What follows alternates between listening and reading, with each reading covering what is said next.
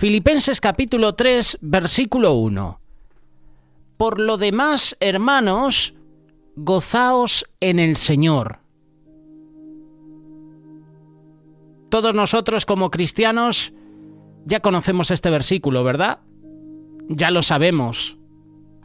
Pero el problema es que en los tiempos de crisis, en los tiempos de angustia, pareciera que se nos olvidan estas cosas, ¿verdad? Es por eso, como dice el apóstol Pablo, es bueno recordar las mismas cosas que ya conocemos, pues para nosotros nos da seguridad. Te vuelvo a mencionar este versículo. Por lo demás, hermanos, gozaos en el Señor. A mí no me es molesto el escribiros las mismas cosas, y para vosotros es seguro. En los tiempos de crisis hay muchas cosas que podemos hacer, pero es importante también no olvidar aquellas cosas que no tenemos que hacer. De esa manera, vamos a salir victoriosos de los tiempos difíciles de nuestra vida. Por eso vamos a reflexionar unos minutos sobre esos tiempos de prueba, esos tiempos de aflicción que muchos de nosotros pasamos o estamos atravesando. En los tiempos de crisis, en los tiempos de prueba, no podemos rendirnos. No nos podemos mover, no nos podemos enredar. En tiempo de crisis no te muevas. Isaías capítulo 30, versículo 7. Ciertamente Egipto en vano e inútilmente dará ayuda. Cuando habla de Egipto, nosotros entendemos que está hablando del mundo. Por tanto, yo le di voces que su fortaleza sería estarse quietos. La clave de la fortaleza del cristiano está en no moverse de su refugio, y ese refugio es Cristo. No moverse significa no apartarse, no volver atrás. Cuando las batallas están muy fuertes, los soldados entran en las trincheras para refugiarse de los ataques del ejército enemigo. Nosotros también tenemos que hacer esto. Nosotros, en tiempos de crisis, no tenemos que movernos de nuestro refugio espiritual. No se mueva de su iglesia, no se deje de congregar, no se mueva de su ministerio en el cual le sirva a Dios, no se mueva de su comunión personal con Dios, no deje de orar, no deje de leer la palabra, no deje de asistir a la iglesia, como acabamos de mencionar. Aunque la situación parece estar muy mal, no te canses de hacer lo bueno. Como dice Gálatas capítulo 6, versículo 9, no nos cansemos pues de hacer bien, porque a su tiempo segaremos si no desmayamos. Tu asistencia a la iglesia, tu comunión personal con Dios, son elementos para enfrentar la crisis de la vida y superarlas. Hay muchos hermanos y hermanas que en tiempo de crisis lo primero que hacen es apartarse de la iglesia, es dejar de orar, es dejar de leer la palabra de Dios. Y es a lo que primero tú y yo nos tenemos que aferrar, a la oración, a la lectura de la Biblia, a congregarnos, a buscar consejo en los hermanos que tienen autoridad. Éxodo capítulo 14, verso 14. Jehová peleará por vosotros y vosotros estaréis tranquilos. Si estás en tiempo de prueba, si estás pasando por ese valle de angustia, ese valle de sombra de muerte, no te muevas. Afiánzate más en la palabra de Dios, confía en Dios. Es fácil decirlo, ¿verdad? Es fácil que yo te diga, agárrate a Dios, porque a lo mejor yo no estoy pasando por un tiempo de prueba, y tú sí. Pero es el mejor consejo que puedo darte. Por experiencia, te digo que cuando estamos pasando por ese momento de dolor, de prueba, ¿te vas a aferrar al hombre? ¿Te vas a aferrar a una persona o algo? Que mejor que nos aferremos a Dios, que nos agarremos a Él. En tiempo de crisis, en tiempo de pruebas, no te enredes. Eclesiastés capítulo 9, verso 12. Porque el hombre tampoco conoce su tiempo, como los peces que son presos en la mala red y como las aves que se enredan en lazo. Así son enlazados los hijos de los hombres en el tiempo malo, cuando cae de repente sobre ellos. Qué gran verdad nos muestra este versículo. El hombre se enreda y es enlazado en el tiempo malo, es decir, en el tiempo de crisis, en el tiempo de adversidad. Y yo me preguntaba, ¿pero cómo el hombre malo? ¿O por qué el hombre bueno también, el que no hace cosas malas, se enreda cuando viene el tiempo de prueba? En el tiempo de crisis económica, no te enredes pidiendo préstamos que después no podrás pagar, por ponerte un ejemplo, porque eso después traerá más angustia a nuestra vida. No te enredes en negocios ilegales ni en relaciones pecaminosas para obtener dinero. Recuerda que el pecado nunca es justificable. En tiempo de prueba en el matrimonio, no te enredes con personas ajenas. Satanás es astuto y pondrá en nuestro camino personas que parece que nos van a consolar, que van a llenar ese vacío de nuestro corazón, pero luego eso no es así. Luego llega la tristeza, llega la soledad. Pero a los que están unidos en matrimonio mando, no yo, sino el Señor, mira lo que dice Pablo, que la mujer no se separe del marido. Y si se separa, quédese sin casar o reconcíliese con su marido, y que el marido no abandone a su mujer. No nos enredemos con nuestras palabras en hacer promesas a Dios y después no las vamos a cumplir. Y aquí me meto yo, porque yo muchas veces he prometido al Señor que me saque de situaciones, de momentos difíciles, y siempre hemos acudido a esa oración, ¿verdad?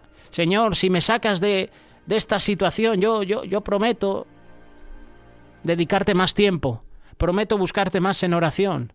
Y luego uno analiza si ha cumplido esa promesa y todo lo contrario, ¿verdad? Cuando a Dios haces promesa, no tardes en cumplirla, porque Él no se complace en los insensatos. Cumple lo que prometes. Mejor es que no prometas y no que prometas y no cumplas. En tiempo de prueba, no te rindas. Porque yo, Jehová, soy tu Dios, quien te sostiene de tu mano derecha y te dice, no temas, yo te ayudo. Tenemos que confiar que cuando tenemos un problema, Dios en su infinita misericordia ya tiene la lista, la provisión para nuestra vida, ya tiene la solución. La palabra de Dios nos dice que juntamente con la tentación o la prueba, Él nos da la salida. Solamente tenemos que tener fe, tenemos que ser pacientes. Primera carta de Corintios capítulo 10, verso 13. No os ha sobrevenido ninguna tentación que no sea humana, pero fiel es Dios, que no os dejará ser tentados más de lo que podéis resistir, sino que dará también juntamente con la tentación la salida para que podáis soportar. La palabra tentación en el original es peiramos, que significa tentación y también significa adversidad.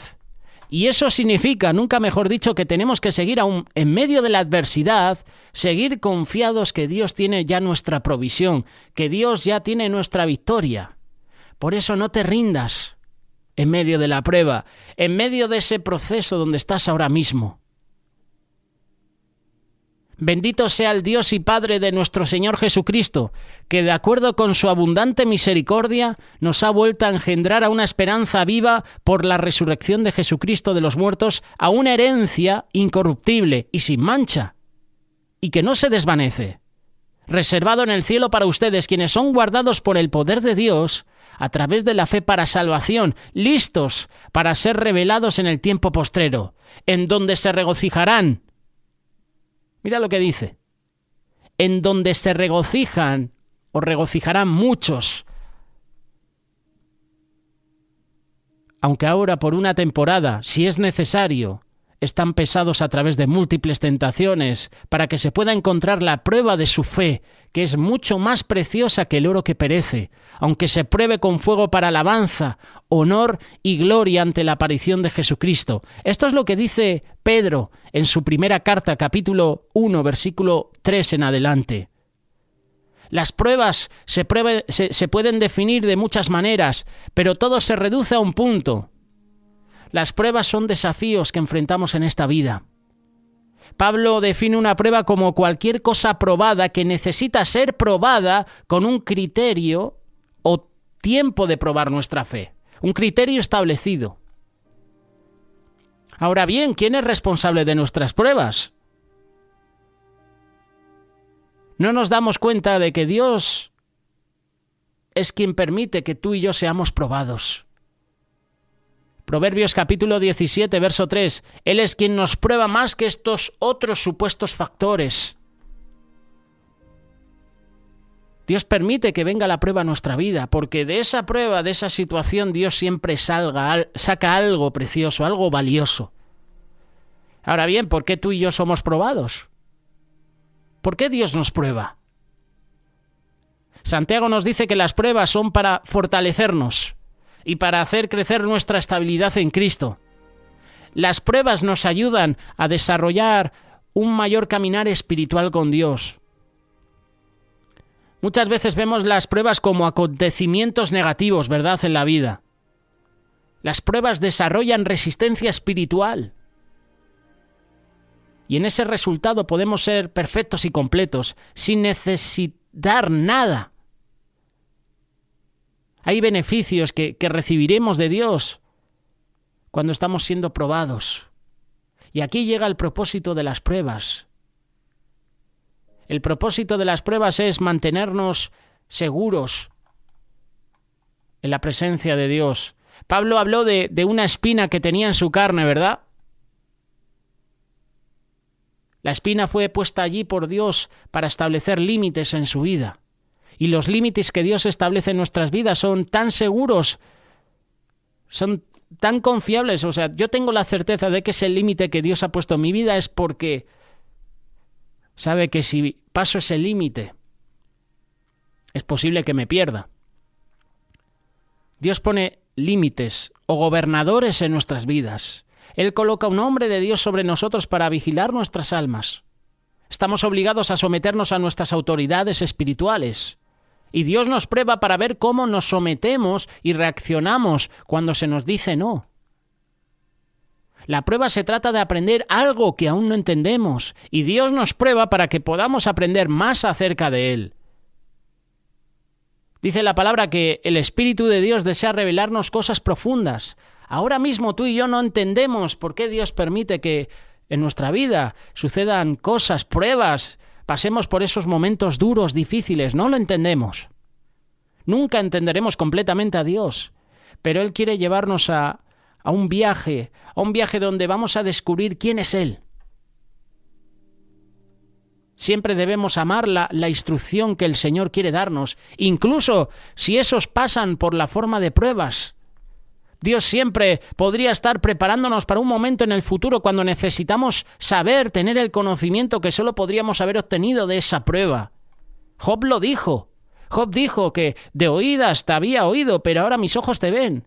Y con esto quiere decir que en medio de la prueba, en medio de sus padecimientos, pudo crecer en el conocimiento de Dios.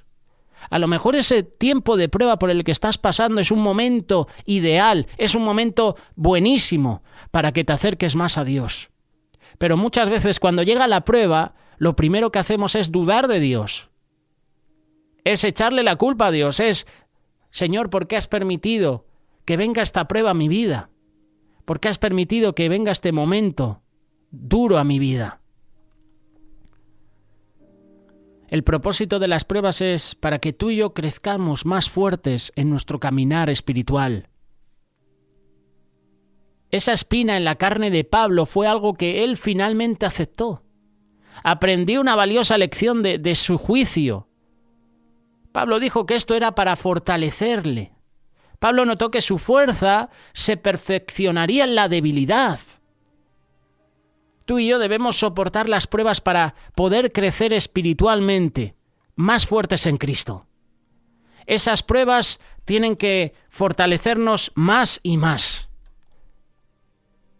A veces el dolor que creemos sentir es el sistema de respuesta automática que Dios puso en nuestras vidas para saber cuándo parar. Lo que estamos haciendo podría estar lastimándonos, pero en otras ocasiones Dios está tratando de derribarnos para que Él pueda edificarnos de nuevo.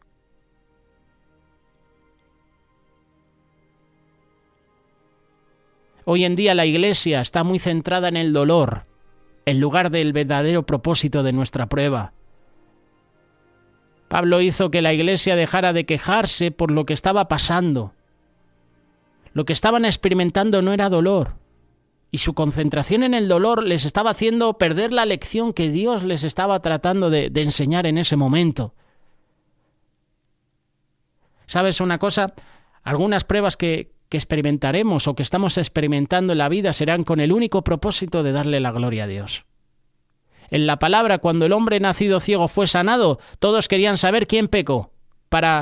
¿Quién pecó, este o su familia, para que naciera así? Y Jesús dijo que nadie había pecado, sino que las obras de Dios deben manifestarse en él. Debemos preguntarnos si estamos dispuestos a pasar por una prueba para que Dios pueda obtener la gloria de ella. Cualquier cosa que experimentemos en esta vida ni siquiera se compara con la gloria de Dios, que se va a revelar en nosotros, como dice Romanos capítulo 8, verso 18. Si queremos que su gloria salga a la luz, tendrá algo de peso. Debemos darnos cuenta de que las pruebas son solo temporales. Hay una recompensa mayor en el otro extremo de nuestra prueba que ni siquiera podemos comprender en esta vida. Por eso, muchas pruebas que experimentaremos en la vida serán con el único propósito de darle la gloria a Dios. Si estás en medio de una prueba, gloria a Dios. Si estás en medio de una prueba, de una situación difícil, gracias, Señor. No entiendo por qué permites esto a mi vida, no entiendo, Dios, por qué permites la prueba, pero gracias. Quiero darte la gloria ahora mismo, la gloria, la honra. Pablo escribió una carta personal a un hombre llamado Filemón. Esta historia te invito a que la leas. La historia de Filemón, la historia de Onésimo. Pablo escribió esa carta personal a Filemón en las Escrituras sobre su esclavo fugitivo Onésimo. Pablo le dijo en tiempos pasados que Onésimo no le era útil, pero ahora fue cambiado desde su conversión a Jesucristo. Desde que Onésimo abandonó a Pablo, abandonó a sus hermanos, y luego el Señor hace la obra en la vida de Onésimo, Onésimo vuelve, y Pablo le dice que es útil. Pablo también dijo esto de Juan Marcos. Juan Marcos, en uno de los primeros viajes misioneros de Pablo, abandonó el ministerio. Abandonó a Bernabé. Y Bernabé le dice a Pablo, me llevo conmigo a Juan Marcos, y Pablo se opuso. Pablo no quería saber nada de Juan Marcos, porque en ese entonces ya Juan Marcos había abandonado. Y volvió humillado, y volvió cambiado. Y más adelante, en la segunda carta de Timoteo, capítulo 4, Pablo le dice a Bernabé, le dice a Timoteo, cuando está hablando de Demas, que ha abandonado, me ha desamparado amando más las cosas del mundo, le dice, tráete a Juan Marcos porque me es útil para el ministerio. Y aquí está hablando también de Onésimo, porque le es útil. Desde que hubo una conversión en la vida de Onésimo, desde que Jesús entró en su vida, Pablo le dice, tráemelo porque me es útil. Si esta prueba nunca hubiera sucedido, Onésimo nunca sería lo que iba a ser en Dios, y tampoco lo sería Filemón. Dios nos está probando para que pueda desarrollarnos en algo para ser utilizados en su reino, y a lo mejor tú estás en ese proceso de prueba en que Dios está probando. Si no nos prueba, no podremos lograr lo que tiene reservado para que hagamos. Estamos hablando de probarnos, no de tentarnos, porque Dios no tienta a nadie. Cuando pensamos en Pablo, él no sería el apóstol más grande que jamás haya caminado sobre la tierra si no hubiera experimentado lo que hizo. La prueba no es fácil, pero es un momento necesario en la vida de todos. Y si tú estás pasando por ese tiempo de prueba, ese tiempo que no entiendes por qué, he intentado darte algunas respuestas. En medio de la prueba, piensa esto. ¿Qué cosas positivas puedo sacar de esta situación? Piensa que el Señor está permitiendo que estés en ese tiempo de prueba porque algo bueno va a sacar de ahí. Por eso, da la gloria a Dios en todo momento, incluso en ese tiempo de prueba.